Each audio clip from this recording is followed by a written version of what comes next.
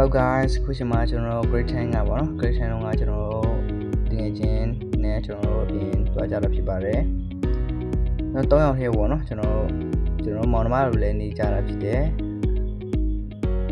ရှေ့ဆုံးကရှိတဲ့အချောလေးကတော့ကျွန်တော်ညီမလေးတွေပေါ့နော်။ဟိုအင်္ဂလိပ်ဖြောင်းလေးကတော့ကျွန်တော်ရဲ့အထက်မှာအကိုကြီးဖြစ်တယ်ကျွန်တော်ကအလက်ဖြစ်ပါတယ်။ကျွန်တော်တို့အခုချိန်မှာပြင်သွားပြီးတော့ကျွန်တော်တက်ပုံရိုက်တယ်ကျွန်တော်ညီမလေးကိုကျွန်တော်ကနောက်တယ်ပေါ့နော်ဆိုတော့ဒီနေ့ကတော့ကျွန်တော်အပြင်သွားရတာကျွန်တော်ညီမလေးကတော့အရန်ပျော်တဲ့ပုံပေါက်တယ်ဆိုတော့ကျွန်တော်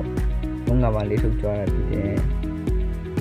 ခုချိန်မှာတော့ကျွန်တော်အကြောင်းလေးတွေကိုကျွန်တော်ထိုင်နေပေါ့နော်ဗီဒီယိုရိုက်ပြီးတော့ကျွန်တော်အမှတ်တရလေးကိုကျွန်တော်သိမ်းထားမယ်ဆိုတော့ကျွန်တော်ဗီဒီယိုရိုက်ကြတယ်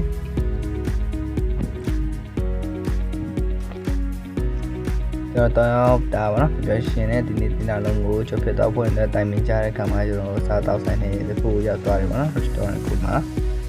ကျွန်တော်အေးတောက်ပြီးတော့ကျွန်တော်ရဲ့ပေါ့နော် Great Time လုံးကကျွန်တော်အကြောင်းတက်တော့အကြောင်းလေးကိုကျွန်တော်တို့ကပြန်ပြောကြတယ်အတားလေးတွေပေါ့နော်ကျွန်တော်ရဲ့စာတင်တဲ့ချင်းအိမ်ခိုင်းတဲ့အရာလေးတွေနော်ကျွန်တော်ဆရာမခိုင်းတဲ့ခါမှာကျွန်တော်ပြတဲ့ခံရတဲ့အရာလေးတွေကိုတယောက်နဲ့တယောက်ပြောနေကြတယ်ပေါ့နော်အလေးဆုံးကတယောက်ဆိုရင်တော့အရန်ကိုအိမ်ခိုင်းတက်တယ်ပေါ့နော်စာတင်တဲ့ချိန်ဆိုရင်သူ့ရဲ့အိတ်ရဲ့အချိန်ပဲကျွန်တော်ကတော့ကြောင်းရောက်တာနဲ့ခုံမှာပထမဆုံးအိတ်တဲ့သူပါကျွန်တော်ရဲ့အင်ကြီးဖြူအောင်လေးနဲ့နော်ကျွန်တော်ရဲ့အကိုကြီးကတော့သူကတော့စာတင်တဲ့ချိန်မှာအိတ်တယ်သူကရတော့အိတ်ငိုက်တာမဟုတ်သူကအိတ်တာကျွန်တော်နှစ်ယောက်ကတော့အငယ်ဖြစ်တယ်ပေါ့နော်ကျွန်တော်နှစ်ယောက်ကအရင်ကိုတရားနဲ့တယောက်စကနိုင်လူဖို့တယောက်ဖြစ်ကြတယ်ပေါ့နော်သူတို့ကျွန်တော်ညီမလေးကိုဆိုရင်ကျွန်တော်အမြဲတမ်းစကနိုင်ယူရပေါ့နော်အဲ့ဒီမှာကျွန်တော်နောက်စကန်များတာတွေရှိတဲ့အခါမှာကျွန်တော်ရဲ့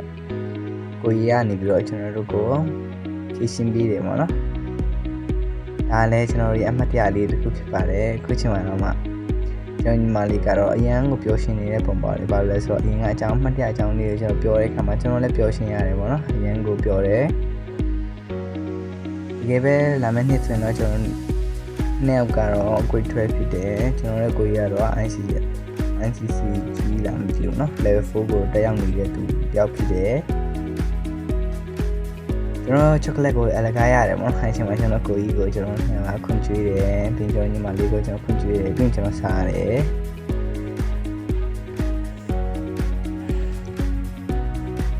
မတရားရန်ကိုပြောဖြစ်တယ်ပေါ့เนาะဒါလည်းဆိုတော့ကျွန်တော်တို့ကကျောင်းခွေထဲမှာဆိုရင်ကျွန်တော်တို့3ယောက်ကတော့အဆိုးဆုံးလည်းပြောရတော့အလီမာဆုံးလည်းပြောရပါတယ်။ဘာလဲဆိုတော့เนาะအိမ်၌တူဆိုတူကောင်းတူလေးတွေပါလို့เนาะဆိုတော့ကျွန်တော်စားတောက်ရင်းနဲ့အရင်အကြောင်းလေးတွေပြောရင်ကျွန်တော်ညီမလေးကတော့အရင်ကပြောရှင်းနေပါတယ်လို့เนาะကျွန်တော်တို့အကိုစင်လာရန်ကိုရင်းချက်တဲ့သူပြောက်ဖြစ်ပြီးရီတာတော့အဲ့လောက်ဒီတော့မဟုတ်ဘူးအဲကျွန်တော်ညီမလေးအငယ်ဆုံးလေးပေါ့နော်သူကတော့အရင်ကိုလို့ရှင်ပြီးတော့ရင်းနေပါတယ်ကျွန်တော်ကတော့ပြန်ခွဲရမှာဖြစ်ပါတယ်သူကတော့ကျွန်တော်ဒီနေ့ကတော့ကျွန်တော်အားနဲ့အချိန်လေးကိုကျွန်တော်ဆုံးစီးပြီးအချိန်ယူပြီးတော့ကျွန်တော်လာတွေ့တာဖြစ်တယ်သူကတော့အခါကိုပြန်သွားမှာဖြစ်ပါတယ်ကျွန်တော်ညီမလေးကကျွန်တော်ကတော့ရန်ကုန်မှာပဲနေပါတယ်ကျွန်တော် spawn ဖက်မှာနေပြီးတော့ကျွန်တော်ကတော့ supply မှတ်တိုင်ဖက်မှာနေပါတယ်ကျွန်တော်နာမည်က3သားတူနေပါတယ်ပေါ့နော်ကျွန်တော်နာမည်ကမောင်နိုင်လင်းဖြစ်တယ်ကျွန်တော်ညီမလေးနာမည်ကတော့ဆုလင်းထက်ဖြစ်တယ်ပေါ့နော်နောက်ကကျွန်တော်ရဲ့အကိုကြီးနာမည်ကတော့ညံလင်းထက်ဖြစ်ပါတယ်ဟုတ်ပါဘူး sorry guys ညံလင်းထုံးဖြစ်ပါတယ်လို့ဆိုတော့ကျွန်တော်တော့အရင်ကိုပြောရှင်တယ်ဒီနေ့ကတော့ကျွန်တော်နှုတ်ဆက်တယ်ပေါ့နော်ကျွန်တော်ပြန်ရမယ့်ချိန်ဖြစ်သွားပြီဆိုတော့ဒီချိန်นี้ကတော့ဒီ vlog လေးကတော့ကျွန်တော်အမှတ်တရအနေနဲ့ကျွန်တော်ရိုက်ထားတဲ့ vlog လေးဖြစ်တယ်ပေါ့နော်ကျွန်တော်ပြန်တော့မှဖြစ်တယ်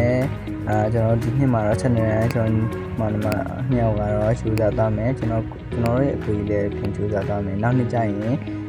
ချင်းတစ်ခုပေါ့နော်ကျွန်တော်တို့ကိုဖျားကပြင်ဆင်ပေးမယ်ဆိုရင်တော့ကျွန်တော်တို့ပြန်ဆောင်စီကြမှာဖြစ်ပါတယ်ဒီနေ့ vlog လေးကတော့ဒီလောက်ပါပဲကျေးဇူးတင်ပါတယ်ခင်ဗျာ